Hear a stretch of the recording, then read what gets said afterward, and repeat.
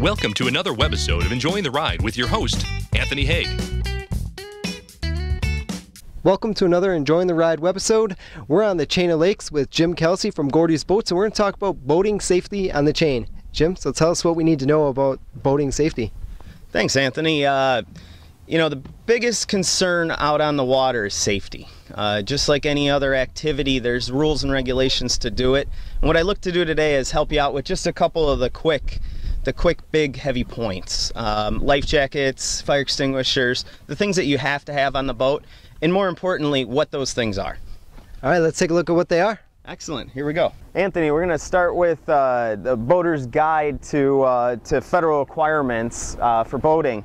Right in the center, there's a really nice layout here of everything that we're gonna need according to the size of your vessel. Life jackets are the most important thing on the boat. It's kind of your safety belt, if you will.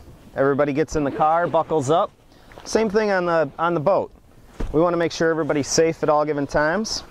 This is your standard life jacket. What's great is each one comes with a how-to manual. This allows you to read through and see if the weight requirement is proper for you and the type of life jacket for the water. A couple different ones we're going to go through real quick. For the kids, they have special ones that fit the child per weight. It's not per age and it's not per size, it's per weight. So a great thing to do is make sure you have your children with you when you are shopping for a life jacket. This one's set up for an infant with a headrest so that it'll keep their head above the water, and also has a strap so that they're not going to slide out of it. You can see the fun colors. Any children under 13 need to be wearing a life jacket anytime they're from the pier or the boat is underway. So you want to make sure that it's something fun, colorful, and comfortable that the kids are going to wear all the time when you're out on the boat. Even for us adults, we've got some really nice ones.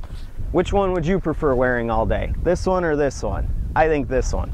It's great. When you pick one out that's soft, it's comfortable. You don't necessarily need to wear it all day, but it is nice to know that it is available and that you do have it in the boat.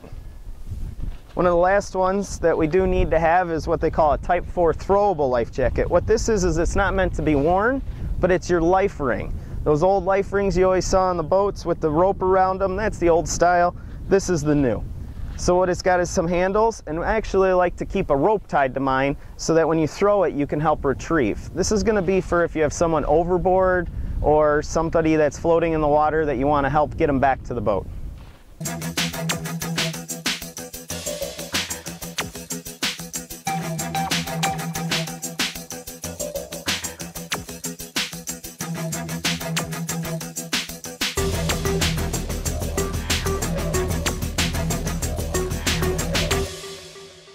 Next thing on our list is a fire extinguisher. It's one of the most important things to know where it is in your boat and be able to easily access it. If there were any kind of type of fire, it's not like your house or your car, you can't leave the scene. You want to be able to fight the fire. One of the biggest things to pay attention to on here is there is a gauge. It's going to tell you if it's full or empty. There's also a tag that when you do have them checked out, I would suggest yearly to have them checked out. They can actually mark on the tag so you can keep a record of that. Important thing on the boat that you want to make sure is working before you leave is the horn. The horn aids in navigation. We'll get into that down the line when we start talking about more navigation rules, but you want to make sure it's in working order. You always want to have a backup as well. When we're boating, you're out on the boat, you're far away from everything. You always want to have a backup. So backup life jackets, backup fire extinguishers are always great ideas. In this case, we're talking about a backup whistle so that we can still alert other boaters as to our intentions or if we need to call for help. We've talked about all the different things that you have to have when you go boating. There's definitely some recommended items that are just good sense to have on the boat with you for a day on the water. First aid kit is definitely one of those things, always nice to have.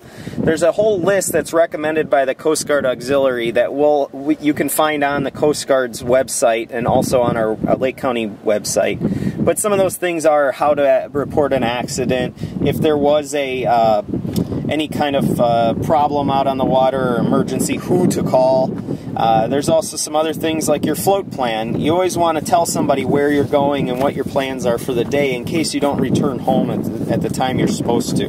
All right, thanks Jim for all the basic boating safety needs that we need to boat here safely on the chain of lakes. For more information on boating and boating safety here in Lake County, be sure to visit our website, boatinglakecountry.com, and stay tuned for more how-to boating webisodes. And we'll see you next time, another Enjoying the Ride webisode.